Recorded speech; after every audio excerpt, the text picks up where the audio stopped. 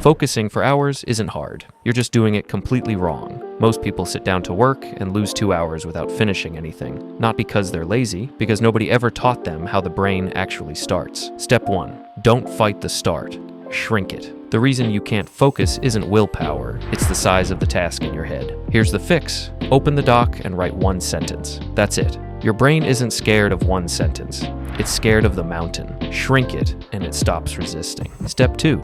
Remove the option. Don't resist it. Willpower is not a strategy. You will always lose a fight against your phone if it's sitting next to you, so stop fighting it. Put it in another room. Not face down, another room. Here's the truth nobody tells you. Focus isn't something you summon, it's something you protect. When the environment is boring, the work becomes the most interesting thing available, and your brain naturally goes there.